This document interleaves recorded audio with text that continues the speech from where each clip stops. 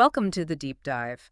Today, we're plunging into the heart of the maker movement. Yeah, it's this fascinating global thing that's really changing how we think about creating, about innovating. Totally. It's Yeah. like democratizing invention, isn't it? Giving more people the tools and maybe the collaborative spirit to make things. Exactly that. At its core, it's a learning by doing community. hmm Super diverse. You got craftspeople, tech heads, artists, all sorts. And what I find really cool is how it mixes the old and the new, like traditional skills, woodworking, sewing, that kind of thing, Mm. meeting these really modern technologies, 3D printers, laser And cutters. those little programmable brains, the microcontrollers. Right, like Arduino and Raspberry Pi. They make adding logic to projects surprisingly straightforward, even for beginners.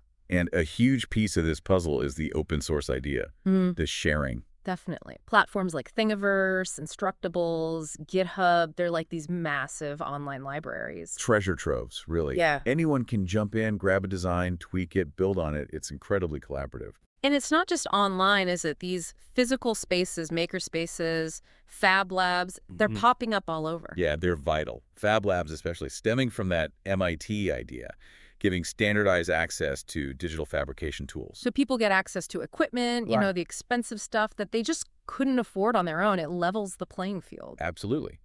And if you step back and look at the bigger picture, it's blurring lines.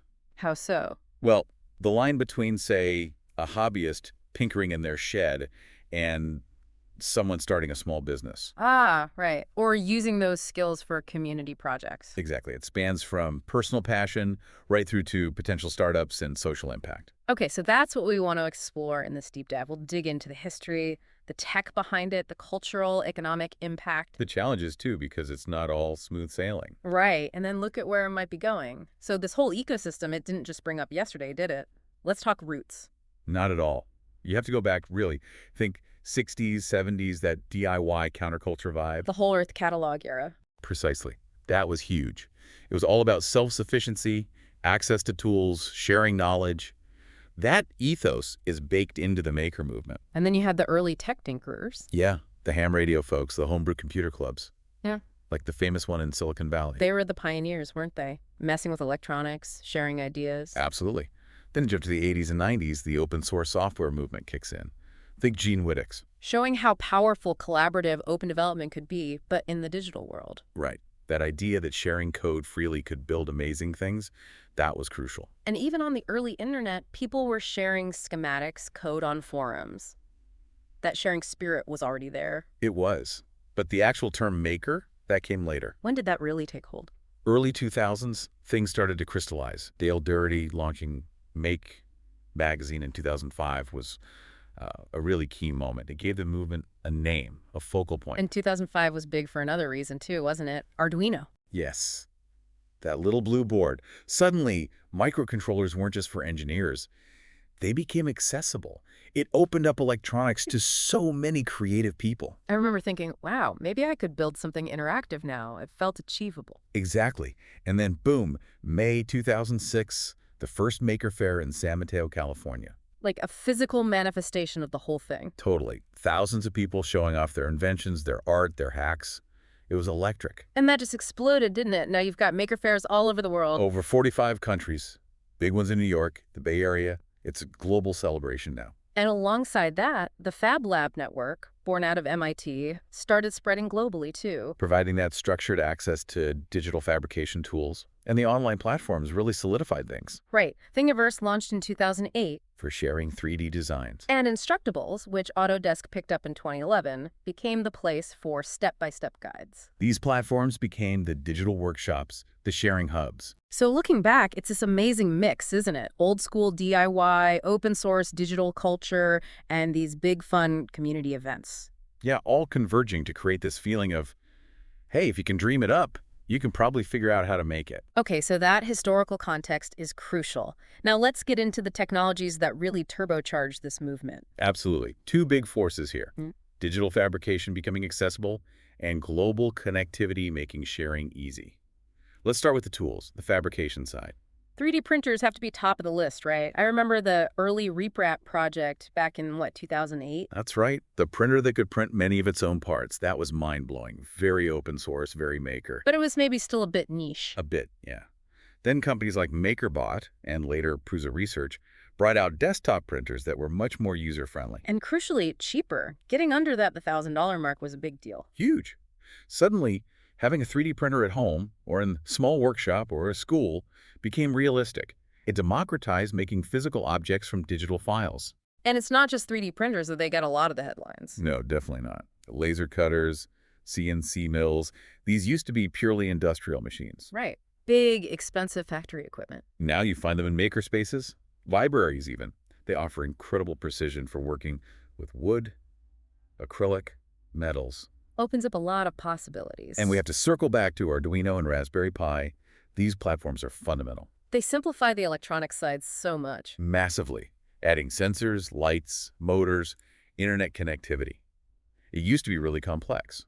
Now with these boards and the huge ecosystems of add-ons, shields, modules, even beginners can build pretty sophisticated projects. Okay, so that's the hardware, the making part. What about the connectivity piece? Equally important. Again, open source sharing is central.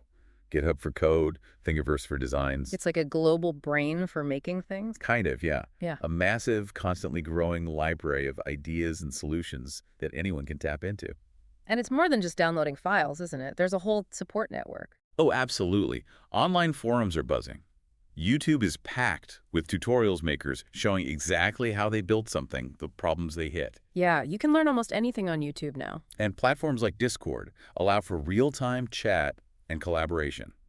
Stuck on a problem, someone, somewhere, has probably figured it out and is willing to help. Then there's crowdfunding. That feels like it changed the game for hardware creators. Big time. Kickstarter, Indiegogo. Yeah. They let makers pitch ideas directly to the public. Bypassing traditional investors. Exactly. Tens of thousands of hardware projects funded, billions of dollars raised. It showed there was real appetite for these innovative, often niche products. And finally, online learning resources. Right. Beyond YouTube, you've got MOOCs, dedicated sites like the Adafruit Learning System, courses on Coursera.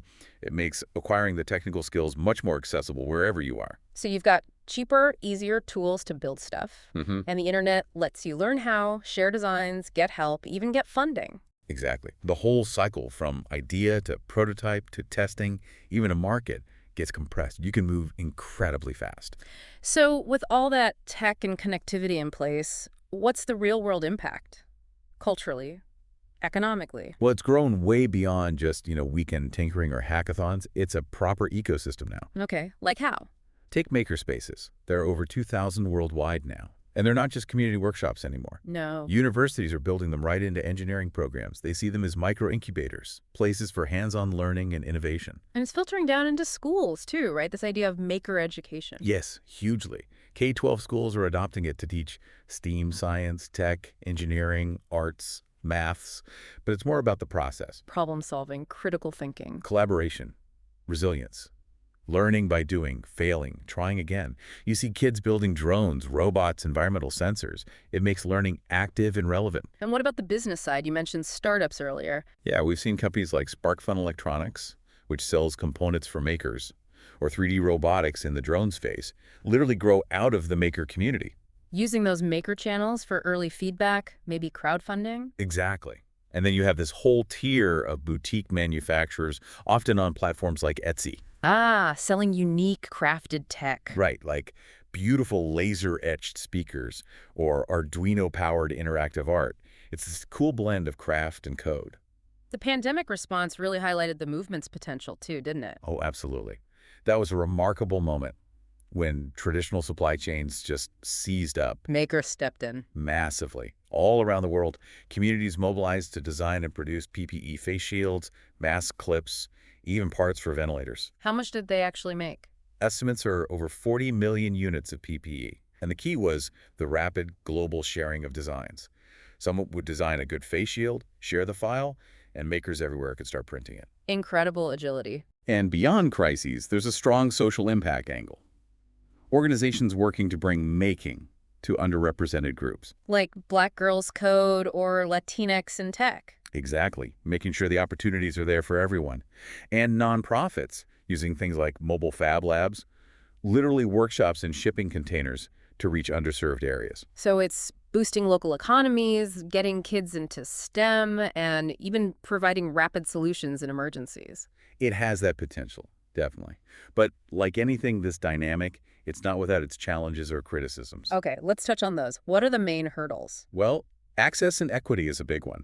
While some tools are cheaper, a good laser cutter or 3D printer is still a significant cost. So it can be a barrier for individuals or less well-funded community groups. Right. And makerspaces often cluster in cities or near universities. If you're in a rural area or a lower income neighborhood, access might be limited. Then there's quality and safety, I suppose, especially if people are making things like medical devices. That's a concern. Hobbyist prototypes don't usually go through the same rigorous testing as commercial products. And with open source designs being shared freely. You might get designs spreading that haven't been properly vetted or don't come with clear safety instructions. It requires caution. What about scalability? Does a cool maker project always turn into a sustainable business? Often, no. It's tough to go from a prototype or a small batch to mass production and a viable business model. There's a bit of a one-hit wonder phenomenon sometimes. So questions remain about the long-term economic impact on a larger scale. Definitely. And then you have the tension around intellectual property. The open source sharing ethos versus patents and traditional IP law. Exactly. It can get complicated navigating those boundaries, especially as projects become more commercial. And environmental issues, all that plastic filament for 3D printing. Yeah, plastic waste is a concern, and the energy consumption of the machines. The community is aware of it, though. Are there efforts to address these challenges? Yes, for sure. Things like sliding scale memberships for makerspaces to improve access, experiments with the remote access models, partnerships with industry for training and standards.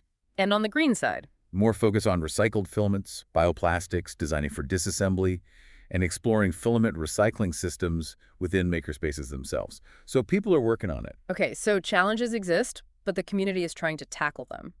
To make this more concrete, maybe we could look at some specific examples. Real-world makers. Great idea.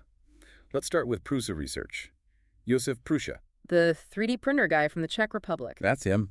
His story is classic maker-turned-entrepreneur, started as a hobbyist in the RepRap open source project. Tinkering with those early self-replicating printers. Exactly. He kept improving the design, making it more reliable, easier to use. Then he started selling kits. And now? Now Prusa research is huge. Ships hundreds of thousands of printers a year, known for quality. But, and this is key, they've stuck to their open source roots. They still share the designs. Largely, yes.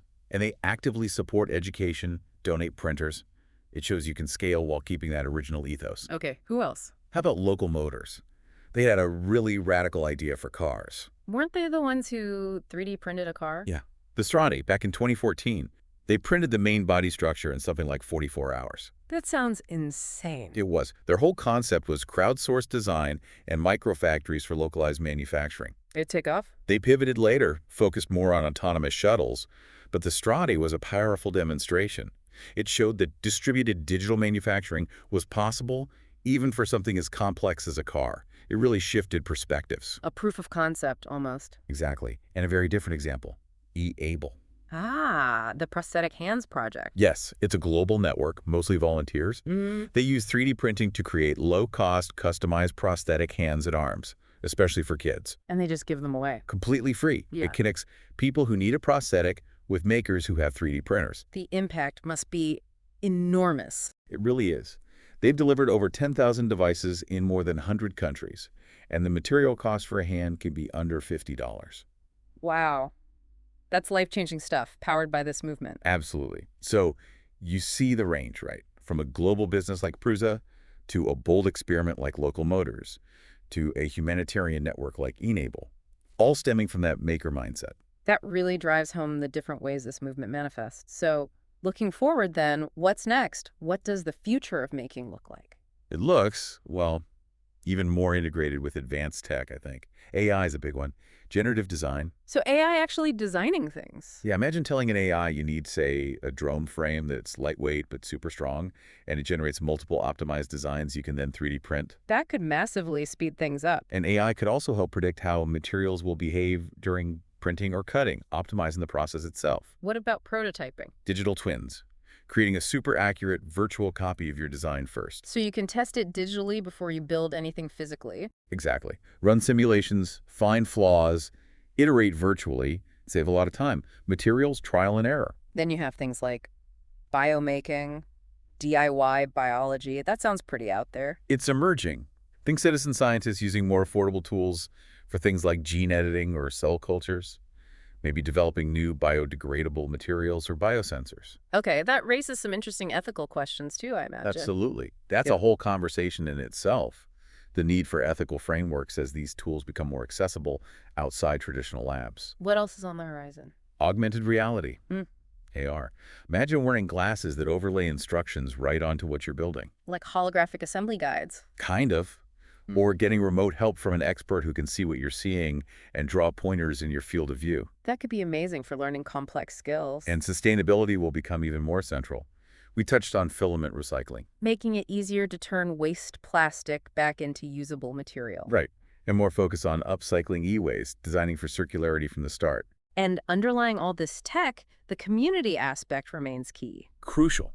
Expect to see more networked makerspaces, sharing resources, maybe cooperative ownership models, efforts to make access even more equitable. So it's moving from being maybe a niche hobby towards something more fundamental. I think so. A cornerstone of education, future manufacturing, social problem solving. Maybe by 2030, you really could have local nanofactories making things on demand, recycling locally.